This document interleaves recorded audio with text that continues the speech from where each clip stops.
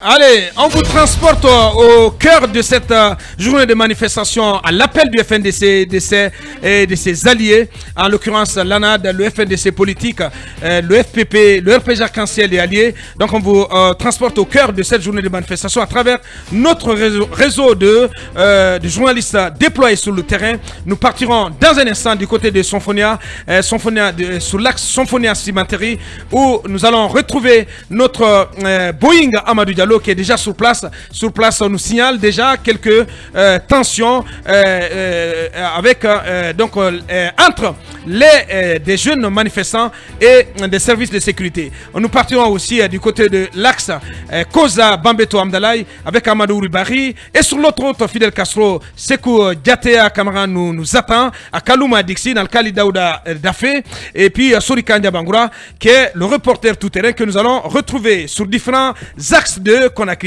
Ceci dit, vraiment sur les consommateurs Manu, on vient de prendre la première température de cette journée de manifestation. Des échauffourées ont déjà éclaté entre jeunes manifestants et forces de l'ordre depuis hier soir. C'était forcément inévitable. Bakar, c'est ce que je toujours dis dans ce studio. Je pense que aujourd'hui, on n'avait pas besoin d'avoir ou de créer une telle tension à Conakry. Et les autorités devraient comprendre qu'on ne peut pas continuer quand même à diriger le pays, en tout cas dans un bras de fer, ça ne peut pas aller. Le FNDC, même s'il est dissous, a quand même des représentants sur le terrain. Le mouvement est suivi, ça vous le savez. Et la première réussite de cette journée pourrait être quoi? Le fait que le pouvoir déverse des militaires dans les différentes rues. Abaka, j'ai comme l'impression que le FNDC, qui est pour eux éteint, a toujours des effets sur le terrain. Ouais. Mais l'allure avec laquelle nous partons, c'est qu'on est en train de mettre dans la rue des militaires contre des populations non armées, des civils. Ce n'est pas une bonne image pour le pays. Mais l'incol, c'est jet de on ne répond pas les jets par les armes. Oui, mais l'incol, mais déjà notre envoyé spécial nous disait ce matin, c'est ce qui est regrettable. Ce sont les conséquences de l'interdiction. On ne peut pas comprendre que des jeunes, en tout cas, on sait que hier le FNDC a donné des consignes très claires à ses soutiens, à ses partisans. Basseko, on peut les maîtriser, on peut les arrêter. On ne peut pas comprendre l'incol que des jeunes s'en prennent notamment à de paisibles citoyens qui décident de vaquer à leur activité. Basseko, je ne l'encourage pas, c'est des cas isolés. Ça, c'est pas le mot d'ordre du FNDC. Moi, ce que je dis, je parle aux autorités. Une population civile ne peut pas quand même programmer une manifestation. Vous répondez par la présence des militaires. En termes d'image pour le pays, c'est pas bien. On va dire que le pouvoir est en train, en tout cas, de mettre dans la rue l'armée contre une population civile. En termes de droits de l'homme, le monde entier peut condamner tout cela. Un. Deuxièmement, tous les moyens qu'on déploie aujourd'hui pour étouffer la manifestation, on déploierait au moins la moitié pour encadrer une telle manif.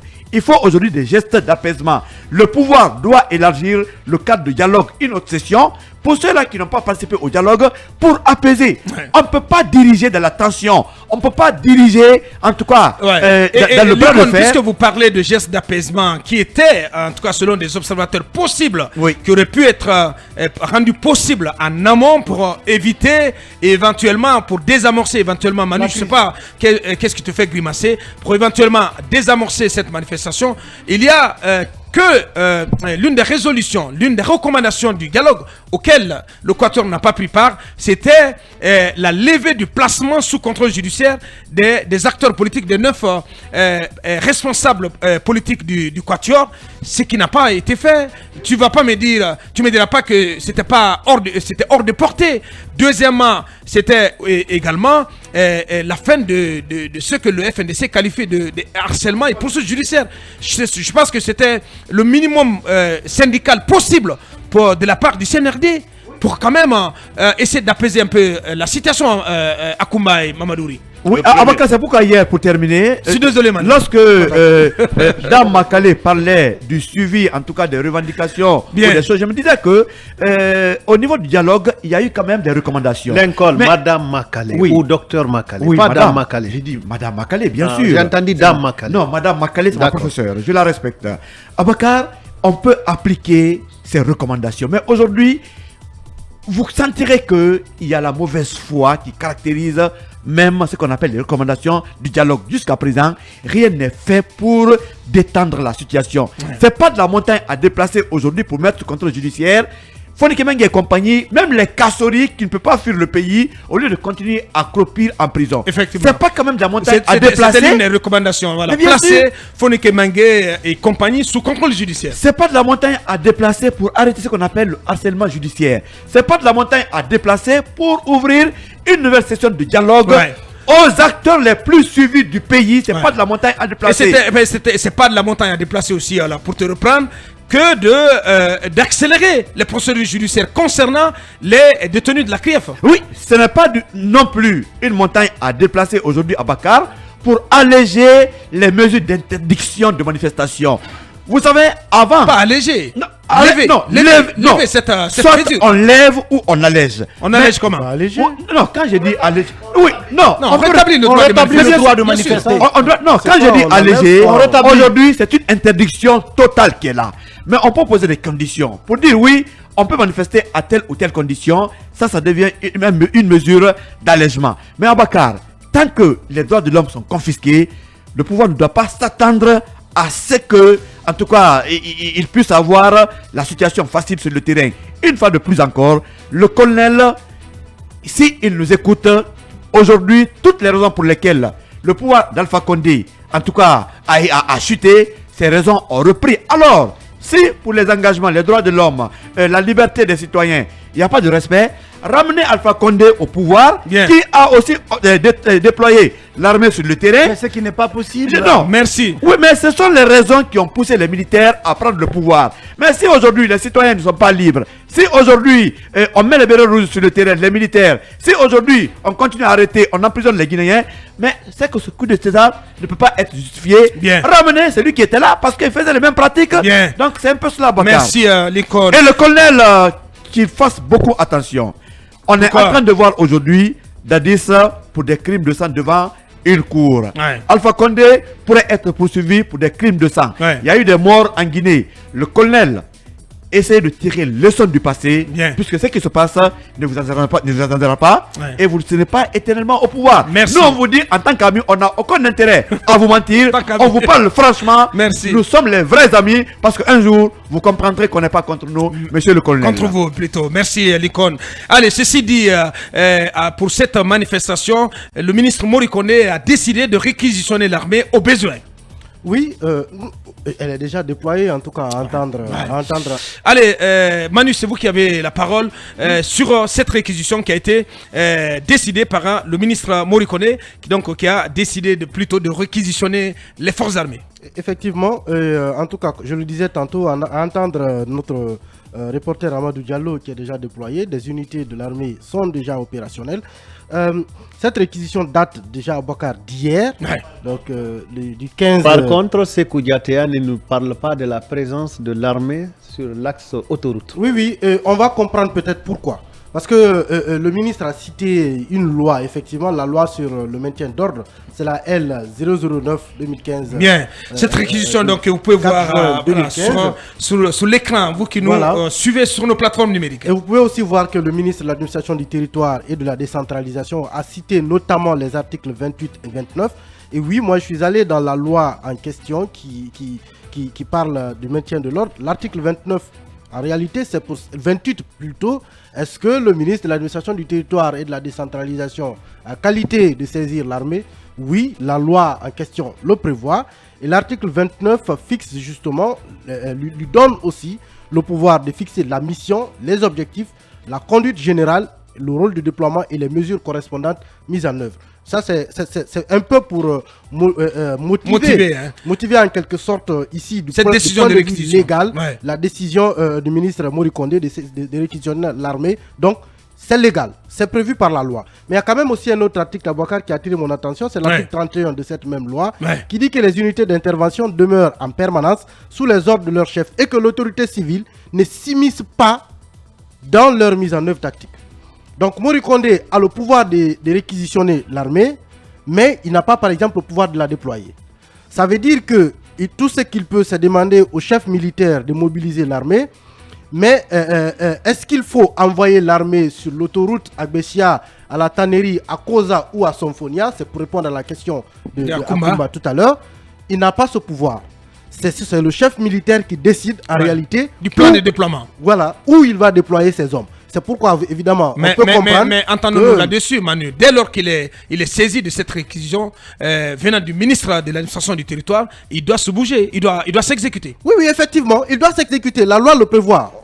L'autorité civile, enfin, les autorités civiles qui peuvent faire appel à l'armée sont citées. Les maires, les sous-préfets, les préfets, les gouverneurs, le ministre, le MATD donc, et le président de la République. Donc la loi prévoit qu'ils les saisissent. Et dès qu'ils les saisissent, oui, ils doivent entrer en action. Sauf qu'à partir du moment où ils sont saisis, le ministre n'a plus le droit de les contrôler sur le terrain en réalité. Bien entendu. C'est pourquoi je dis que par exemple le chef militaire décide est-ce que je dois envoyer mes hommes sur l'autoroute, même si c'est l'autoroute qui est annoncée comme lieu de manifestation, mais il peut ne pas les envoyer là-bas. Il décide de les envoyer par exemple sur l'axe, même si l'axe n'a pas été annoncé comme lieu de manifestation. Donc c'est ce qu'en substance l'article 31 de cette loi est en train de dire. Ça explique effectivement le fait qu'on peut voir des agents de l'armée, X des et ne pas les militaires à un voir. point X, et ne pas les voir sur un autre point, même si ce point a été annoncé comme point de manifestation. Bien. D'autres aspects que je voulais soulever à Boaka par rapport à cette manifestation, c'est aussi quand même le fait de dire que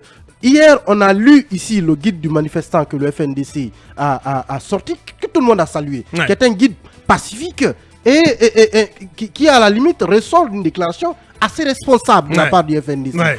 Et nulle part le FNDC n'a demandé de barricader, de barrer par exemple la route. Nulle part le FNDC n'a demandé de jeter des pierres sur les citoyens qui passent. Mais ceux qui font cela justement et qui se retrouvent finalement arrêtés, est-ce que le FNDC va demander de les libérer?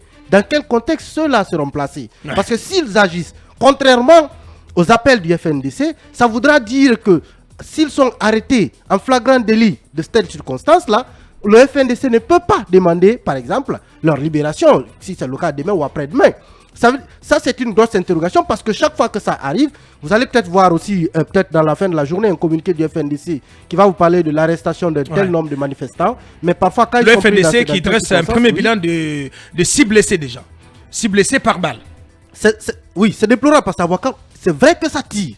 Depuis hier nuit, il y a des quartiers dans lesquels ça tire. On entend les coups de feu et c'est déplorable. Hier, moi, je l'ai dit ici, il y a parfois deux cas aussi qui expliquent cela.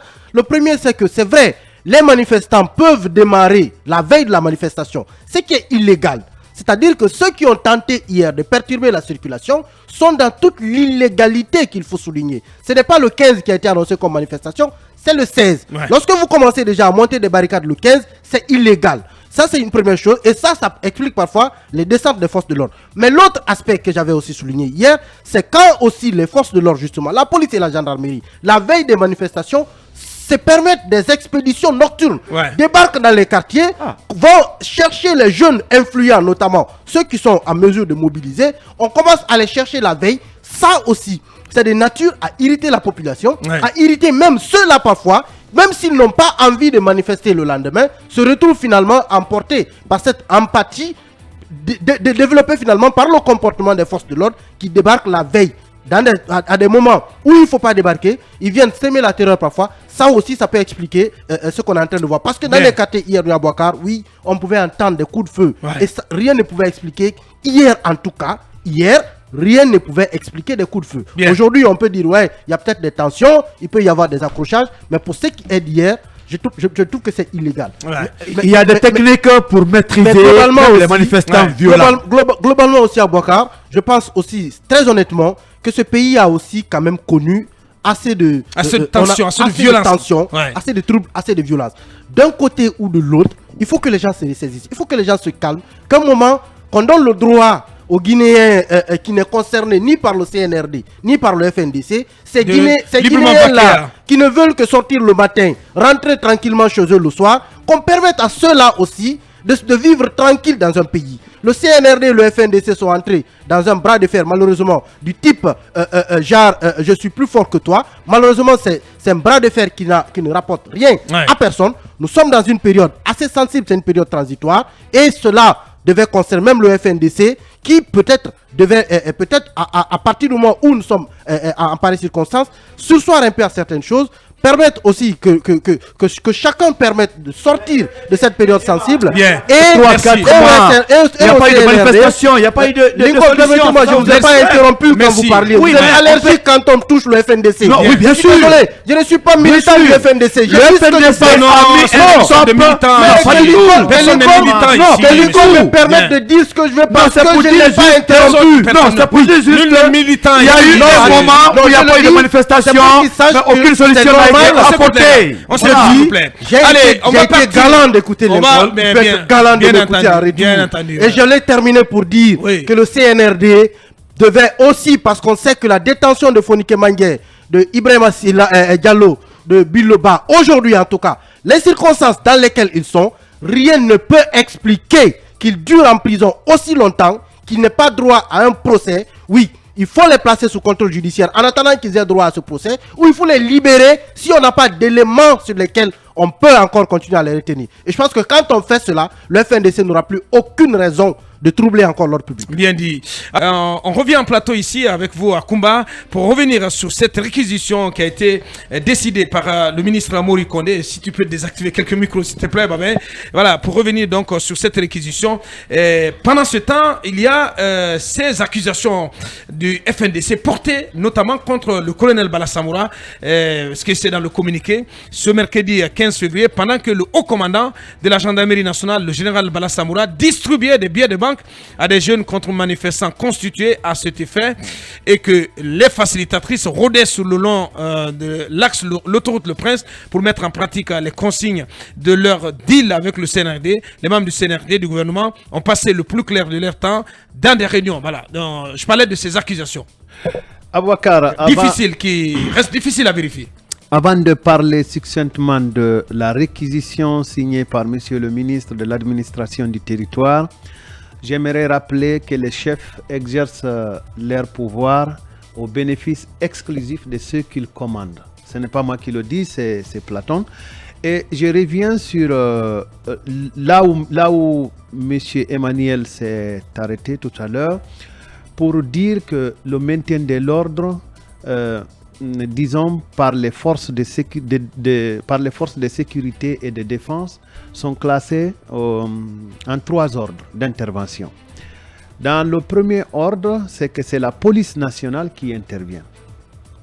Et si celle-ci se révélait incapable de maîtriser la situation, ainsi viendra le deuxième ordre qui est la gendarmerie. C'est la loi sur le maintien de l'ordre qui le prévoit. Bien. Et en troisième ordre, ce sont les forces armées qui interviennent. Donc certainement, c'est sur la base de l'article 27 de la loi sur le maintien de l'ordre que Monsieur le ministre de l'administration du territoire est signé en tout cas cette réquisition. Mais à ce niveau, Monsieur Aboubakar, ceux qui ont la loi sous les yeux, qui regardent à quel niveau se trouve le ministre de l'administration du territoire. Qui est le premier?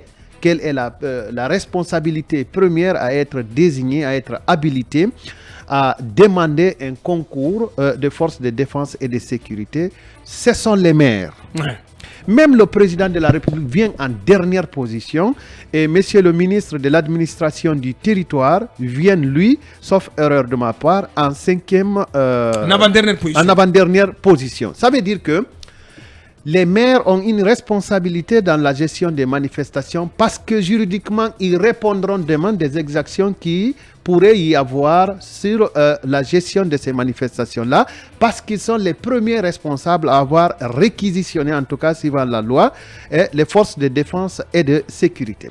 Et parce que vous m'avez demandé de parler sur...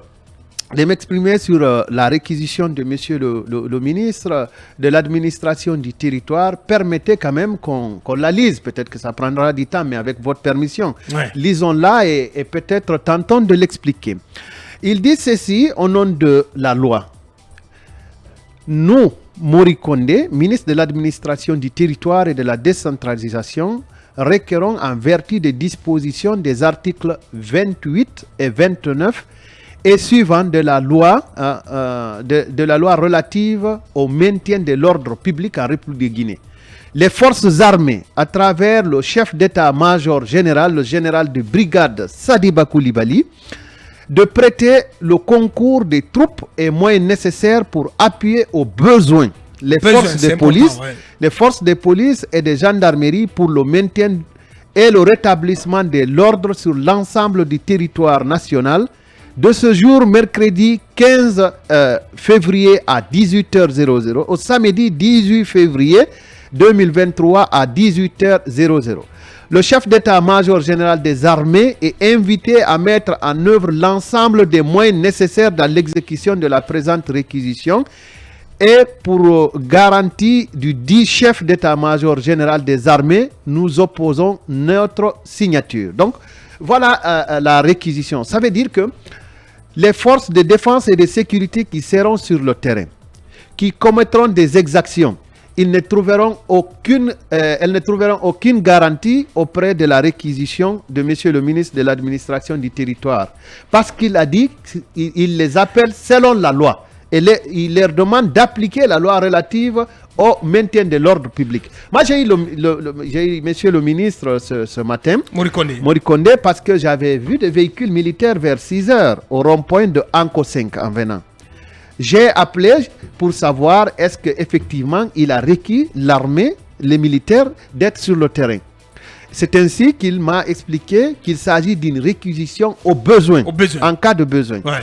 Maintenant, de toutes les façons... Sauf que c'est pas ce qu'on constate déjà, parce qu'ils sont déjà déployés là. Oui, de toutes les façons... Peut-être que le besoin a été établi entre-temps. De toutes les façons, je termine par là, monsieur Aboubacar. Oui. De toutes les façons, ceux qui commettront des exactions, ils ne trouveront pas de couverture sur la réquisition. Parce que la réquisition dit, suivant les termes de la loi relative au maintien de l'ordre. Donc, s'ils dépassent là, la loi sur le maintien de l'ordre n'a pas dit tuer. La loi sur le maintien de l'ordre n'a pas dit aller violer les gens dans leur domicile. La loi sur le maintien de l'ordre public n'a pas dit aller les chasser dans les quartiers jusqu'à leur salon. Ouais. Donc, ceux qui commettront des exactions, ils ne trouveront pas de l'excuse. Bien dit. Oui, Mamani, qu'est-ce que vous voulez rajouter? Allez-y. Oui, juste peut-être deux petites précisions. La première, c'est que peut-être pour ce qui est en tout cas de mon point de vue, l'arrivée du ministre de l'administration du territoire et de la décentralisation en avant-dernière position, ça peut se comprendre parce que quand vous allez par exemple, nous sommes à Conakry, quelle est l'autorité aujourd'hui la plus élevée? C'est vrai, normalement ça devait remonter à partir des maires, mais pourquoi on a cité les maires de mon point de vue? C'est par exemple quand vous vous retrouvez dans une préfecture comme Kankan, comme Sigiri, comme Mandiana, là le maire est la première autorité pour saisir le camp qui est à côté. Le préfet est aussi une autorité pour saisir le camp qui est à côté. Mais là, on parle d'une réquisition sur l'ensemble du territoire national. Et je pense que cette prérogative, on peut bien comprendre que Morikonde en use.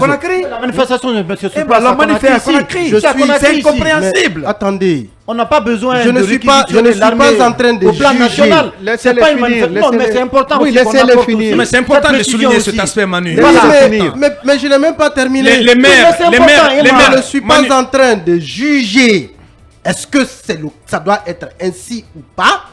Je suis en train de dire que, parce que ce que j'ai dit en fait, c'est la loi. C'est écrit, quand on parle de maire ou de préfet, c'est quand ça se retrouve dans la préfecture à l'intérieur du pays. Évidemment, dans une préfecture, le préfet est la première autorité. Quand la loi n'énonce pas, on appelle cela un vide. Monsieur Emmanuel, quand la loi ne le précise pas, on appelle cela vide juridique et on ne peut pas inventer une disposition juridique dans ce studio. La loi dit en son article 28 que les autorités habilitées à demander le concours, c'est d'abord les maires, les sous-préfets, les préfets. Une chose aussi qu'il ne faut pas oublier de souligner, c'est que la même loi prévoit le recours aux armes. On n'a pas dit ça. On parle du recours aux armes et moyens conventionnels. Recours aux armes, la loi le précise. Quelle arme? Section 2. Dans quelles conditions? Mais on n'a pas dit armes non conventionnelles. On a dit les armes et moyens conventionnels. Mais quand on vous parle d'armes et moyens conventionnels, c'est clair là. C'est-à-dire moyens conventionnels, c'est gaz lacrymogène, mais après on dit et armes. Ça veut dire recours là aux armes non conventionnelles. Ouais. Parce que Et ça, le c'est dans des chapitre, cas extrêmes, la Manu. section, oui, Voilà. mais Et ce on qui n'est est pas- on grave, n'est pas dans le cas de figure. ce qui est grave à Bouakar, c'est que la loi prévoit le recours à l'arme. Mais le problème, Une loi mais prévoit quelle opportunité, le recours. Non, mais quelle est l'opportunité, justement, Emmanuel, et la justement, même loi de mais faire s'il- recours s'il vous aujourd'hui plaît. à l'armée? Est-ce que tu vois? Parce que Mais sur le terrain, vous n'êtes pas en il y a train de beaucoup me de comprendre. les gars. La Non, je gravité, comprends, Emmanuel. non, Parce que vous la ne police comprenez sur pas le parce terrain, que on s'écoute, ne s'il sont vous pas plaît. aussi Non, il faut vraiment que Bassèkou- débordés. On s'écoute. Bassèkou ne me comprend pas du tout. Je parle en fait d'un danger que la loi elle-même a écrite.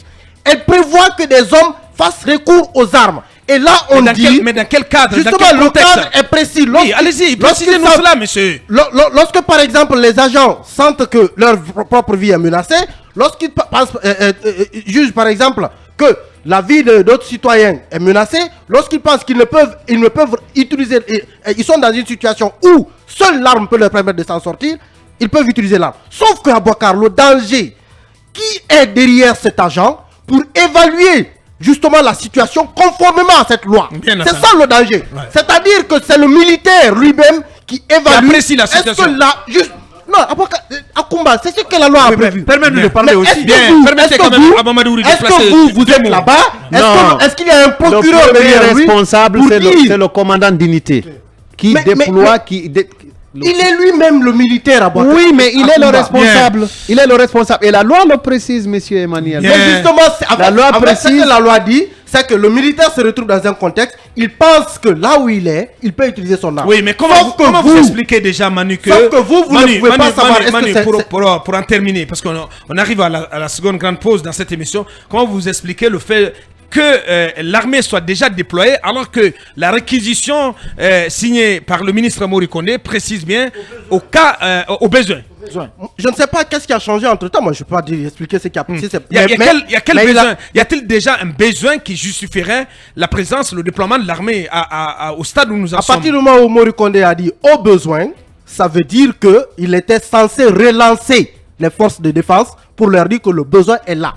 Mais ce que nous voyons. Moi, ce n'est Pardon. attention, Moi, il a c'est dit- au chef il a dit- d'état-major il a dit général au de besoin.